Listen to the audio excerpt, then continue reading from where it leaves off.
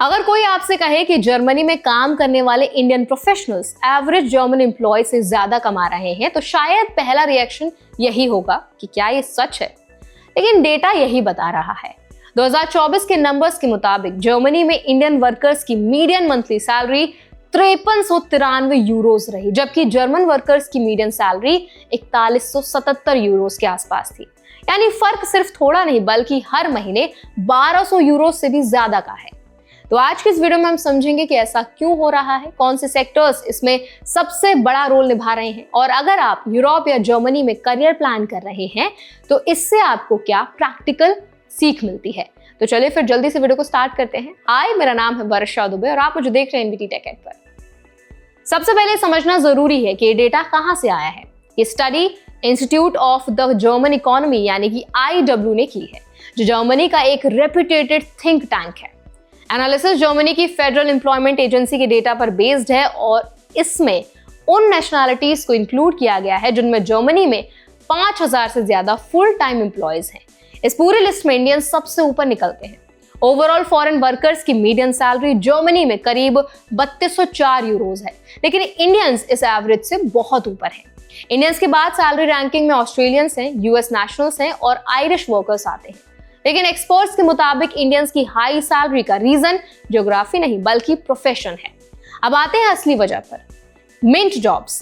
Germany में Indians का बड़ा हिस्सा मिंट प्रोफेशंस में काम कर रहा है। मिंट का मतलब होता है मैथमेटिक्स, IT, नेचुरल साइंस और टेक्नोलॉजी, जिसमें इंजीनियरिंग भी शामिल है।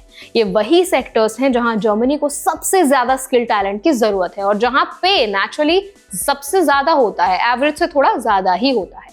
स्टडी के मुताबिक 2012 के बाद से जर्मनी में मिंट रोल्स में काम करने वाले इंडियंस की संख्या लगभग 9 गुना बढ़ चुकी है।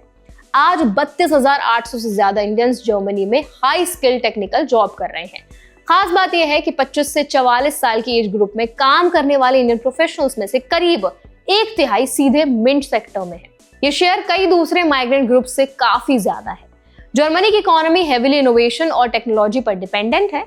Automotive, engineering, AI, semiconductor research, green energy, automation, इन सभी एरियाज में स्किल्ड प्रोफेशनल्स की शॉर्टेज है। एक्सपर्ट्स मानते हैं कि इंडियन प्रोफेशनल्स इन गैप्स को फिल कर रहे हैं और इसी वजह से उनकी अर्निंग्स बाकी ग्रुप से अलग नजर आती हैं।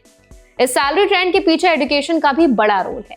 पिछले कुछ सालों में जर्मनी इंडियन स्टूडेंट्स के लिए एक प्रिफर्ड एजुकेशन डेस्टिनेशन बन चुका है।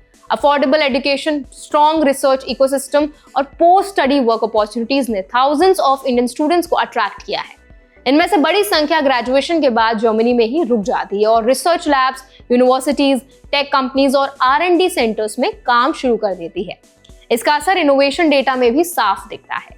साल 2000 से 2022 के बीच जर्मनी में इंडियन ओरिजिन इन्वेंटर्स से जुड़े पेटेंट एप्लीकेशंस 12 गुना बढ़े हैं। ये सिर्फ सैलरी का नहीं बल्कि इम्पैक्ट का भी इंडिकेटर है। इंडियन प्रोफेशनल्स अब जर्मनी के रिसर्च और इनोवेशन इकोसिस्टम का कोर हिस्सा बन चुके हैं। ये ट्रेंड अचानक नहीं आया। जर्मनी ने पिछले एक दशक में कॉन्शियसली स्किल्ड माइग्रेशन को पुश किया है। 2012 के बाद से सक्सेसिव गवर्नमेंट्स ने नॉन EU कंट्रीज से टैलेंट अट्रैक्ट करने की पॉलिसीज आसान की हैं। खास तौर पर एकेडमिक और टेक्निकल प्रोफेशनल्स पर फोकस किया है। 2024 में चांसलर ओलाफ स्कोल्स की गवर्नमेंट ने इमिग्रेशन को और फ्लेक्सिबल बनाने के लिए कई मेजर्स पास किए, जिनका मकसद एजिंग पॉपुलेशन और लेबर शॉर्टेज से निपटना था। IW स्टडी के मुताबिक ये पॉलिसीज अब रिजल्ट दिखा रही हैं। जर्मनी सिर्फ वैकेंसीज फिल नहीं कर रही बल्कि high paid, high skill workforce attract कर रहा है। अब सवाल यह है कि इसका मतलब इंडियंस के लिए क्या निकलता है, खासकर उनके लिए जो US में हैं या US जाने का प्लान कर रहे हैं। पहला लेसन ये है कि ग्लोबल टैलेंट मार्केट शिफ्ट हो रहा है। US अब अकेला ऑप्शन नहीं है। वीजा अनसर्टेनिटी, लेऑफ्स और पॉलिसी चेंज के बीच यूरोप, खासकर जर्मनी, स्टेबल ऑल्टरनेटिव बनकर उभरा है। दूसरा बड़ा टेक अवे ये है कि डिग्री से ज्यादा स्किल मायने रखती है। मिंट सेक्टर्स में डिमांड स्किल ड्रिवन है। अगर आपके पास IT, डेटा इंजीनियरिंग, रिसर्च या अप्लाइड साइंस का स्ट्रॉन्ग बैकग्राउंड है तो ज्योग्राफी अपने आप सेकेंडरी बन जाती है।